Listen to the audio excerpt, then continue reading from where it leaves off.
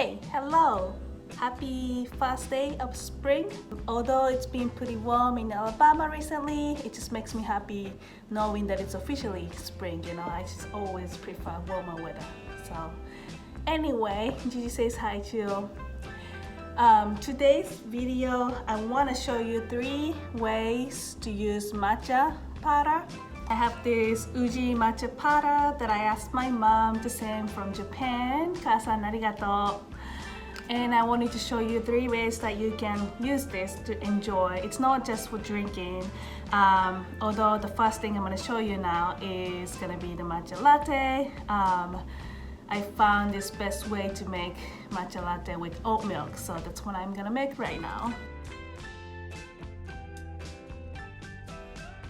So I got all the ingredients lined up here. What you're gonna need is, of course, the matcha powder, oat milk, some maple syrup, vanilla extract or vanilla paste if you have any, and a little cinnamon, ground cinnamon.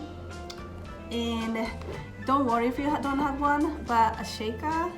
I'm just being a little extra and I want to make it a little creamier, so that's what I'm gonna do.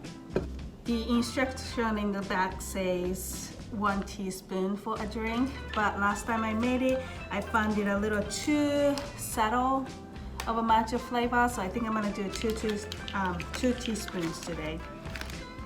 Just like that. And here I have some boiling water, just a little bit, and then I'm just gonna pour this over to the matcha powder and let it really absorb. I'm just stirring until the matcha powder is all mixed in with hot water.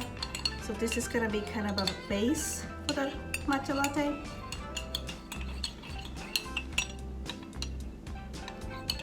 Now we're gonna mix everything and shake it up.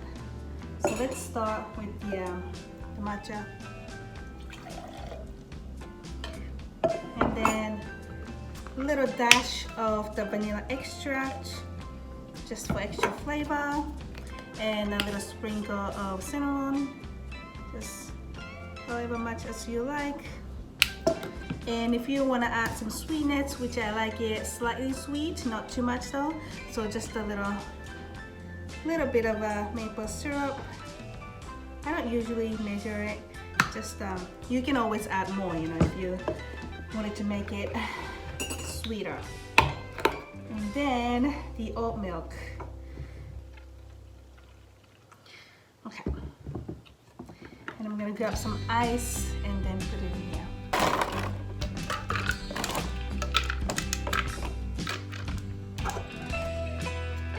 Okay, now what you have to do is just shake it and shake it. Okay, making sure everything is close.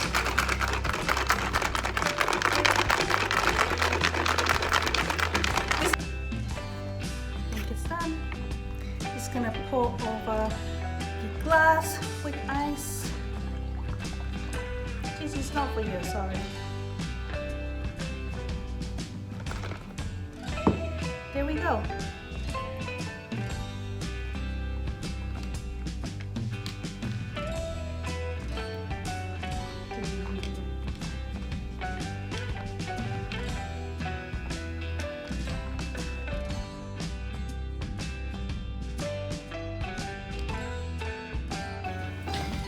I ended up adding a little more maple syrup because I wanted it a little sweeter, but the flavor is good.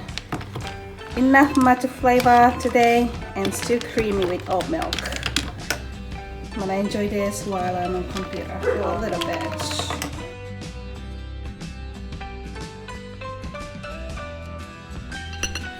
This is the matcha cookies with chocolate chips, which I want to say is the most successful recipe of all 3. I use my basic recipe for these chocolate chip cookies, which has been proven to be the best cookies by many people, including my husband. And I just added, I think, 2 tablespoons of matcha powder, so I think that was good balance there. It wasn't too bitter, but you can still taste the matcha.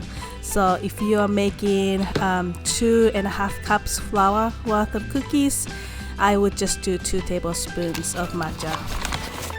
So basically I threw in 1 cup of unsalted butter, and they have to be room temperature, and 1 cup of brown sugar, and a half cup of granulated sugar, 2 eggs, 2 teaspoons of vanilla extract, 2.5 cups all-purpose flour, 1 teaspoon baking soda, a little sprinkle of sea salt, and I did about 1.5 cups dark chocolate chips. But if you want to add more, you can. I personally feel like I could have added a little more, but it's really up to you. And the 2 tablespoons of matcha powder, like I said.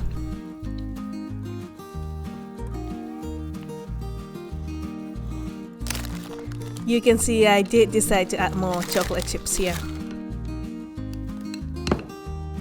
And as always, I had Zoro supervising me in the kitchen.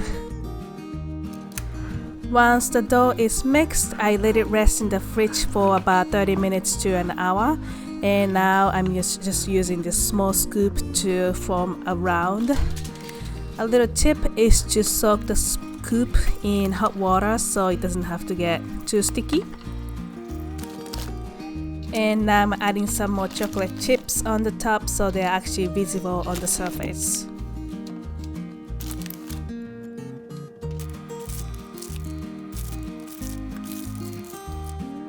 Set the oven at 375 and bake them for about 10 to 12 minutes.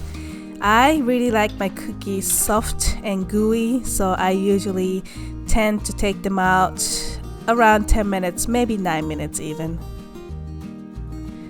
They came out so perfect, and I actually let Anton bring some to work the next day.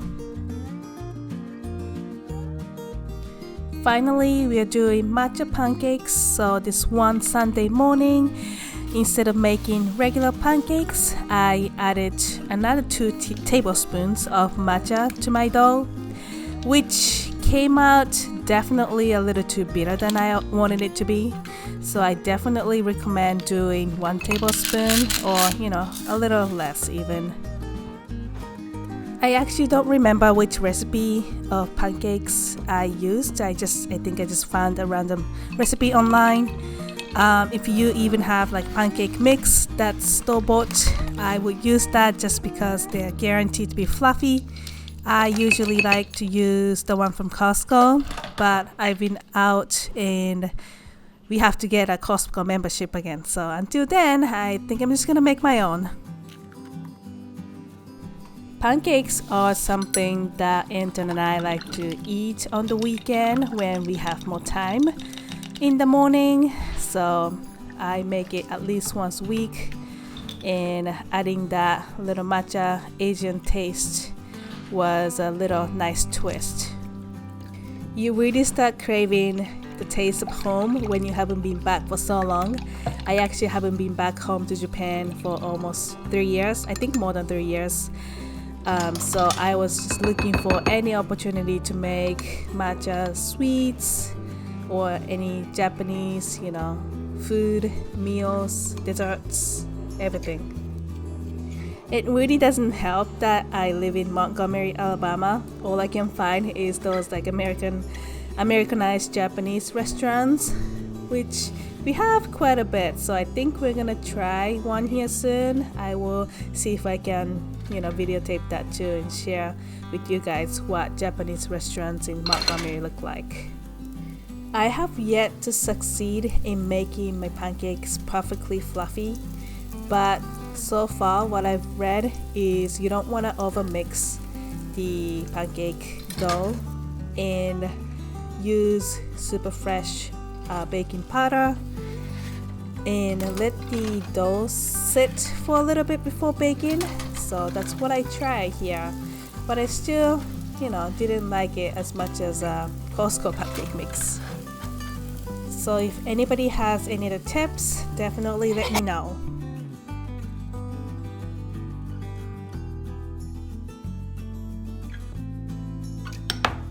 For the toppings, I had to do red bean paste and whipped cream, they just go so well together.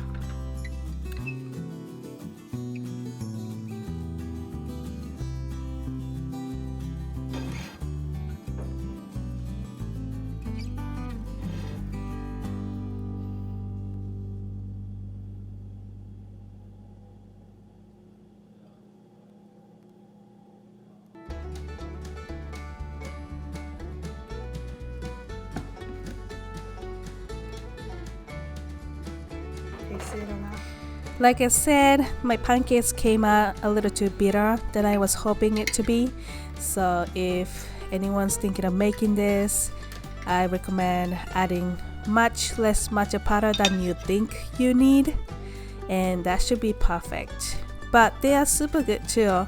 I just soak them in maple syrup, eat them with whipped cream and red bean paste, and definitely satisfy me. You can tell I really liked it.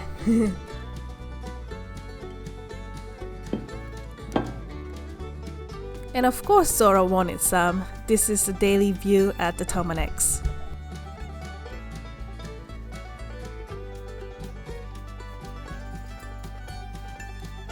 Alright, thank you so much for watching again until the end. I will see you in the next video. If you like the video, please like, comment, and subscribe. Bye!